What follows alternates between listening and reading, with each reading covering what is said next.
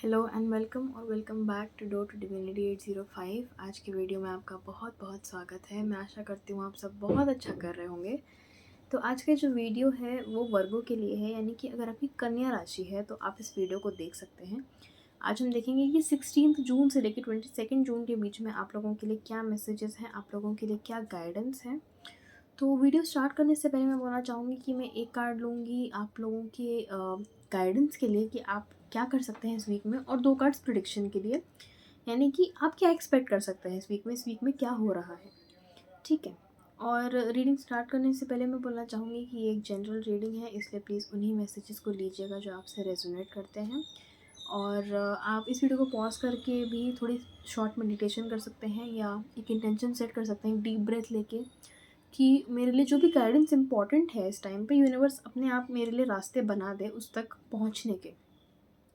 तो आपके लिए और रास्ते खुल जाएंगे, और उसमें से ये एक रीडिंग भी हो सकती है। तो अब हम देखते हैं कि वर्गों के लिए इस वीक में क्या प्रेडिक्शंस हैं।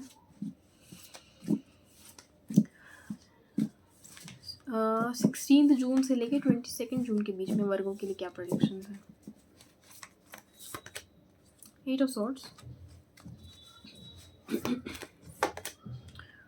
7 ऑफ कप्स, काफ़ी क्लियर है। टॉप ऑफ द डेक है 8 of sorry S of swords.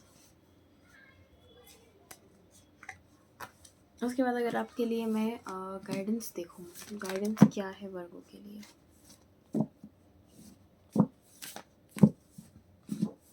क्या गाइडेंस है।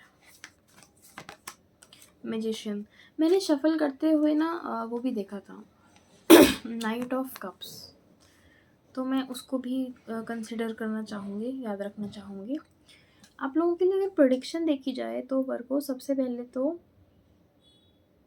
8 ऑफ सॉर्ड्स है और 7 ऑफ कप्स है, 7 8, और टॉप ऑफ द डेक अभी 9 ऑफ पेंटिकल्स है, 7 8 9। तो जैसे लग रहा है कि कुछ आगे बढ़ रहा है या पीछे जा रहा है, पता नहीं, मतलब पीछे तो नहीं जा रहा है कुछ यहाँ पे, मतलब पैटर्न है एक नंबर्स के बीच में, एक पैटर्न तो है।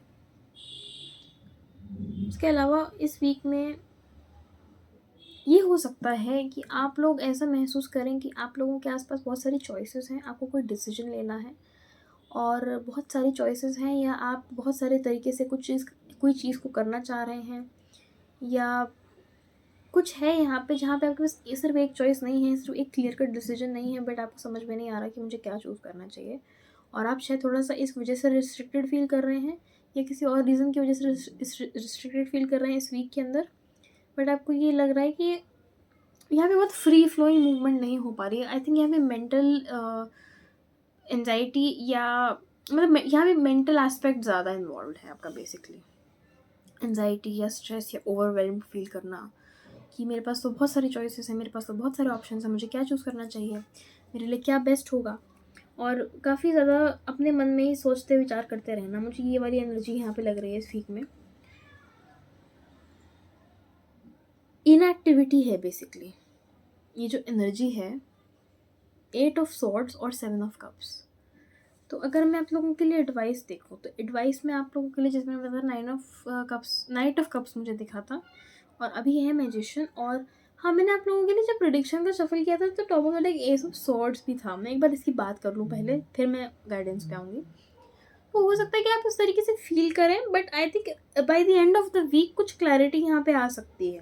ठीक है, बेसिकली आप लोगों के लिए बहुत बड़ा थीम रहने वाला है इस टाइम पे कि क्लैरिटी कैसे लेके आए, मुझे क्या करना है, मुझे कैसे करना है, मुझे कौन सा रास्ता चूज़ करना है, मुझे कौन सा व्यक्ति चूज़ करना है, मुझे किस ओर बढ़ना है। ये बहुत बड़ा थीम हो सकता है, और वीक के एंड में ये क्लैरिटी आपको आती हुई मुझे नज़र आ रही है, क्योंकि यहाँ पे एस ऑफ सॉर्ड्स है। अब आई थिंक एडवाइस जो है वो क्लियरली यही बता रही है कि आपको अचीव कैसे करना है इस क्लैरिटी को। जहाँ तक night of pentacles, sorry night of cups की बात करूँ मैं, नाइट ऑफ कप्स जो है वो ऐसे व्यक्ति है जो एक बहुत ही रोमांटिक टेम्परामेंट का, बहुत ही स्वीट, बहुत अपने दिल की सुनने वाला जो व्यक्ति है, वैसा व्यक्ति है। तो आई थिंक पहला तरीका तो ये है कि आप जहाँ बहुत ज़्यादा अच्छा महसूस करते हैं, जहाँ आप बहुत ज़्यादा फुलफिल्ड महसूस करते हैं, उस डिसीजन को आप लीजिए। ठीक है। उसके बाद यहाँ पे मैजिशियन है, और top of the 9 of pentacles था।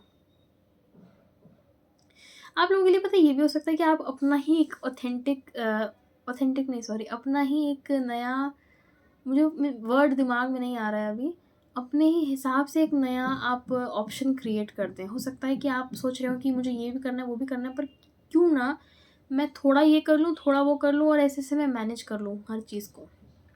ये हो सकता है। ये एक एक्सप्लेनेशन है ऑफ कोर्स। अगर आपको लोग चूज़ करने हैं तो आप थोड़ा ये, थोड़ा वो नहीं कर सकते।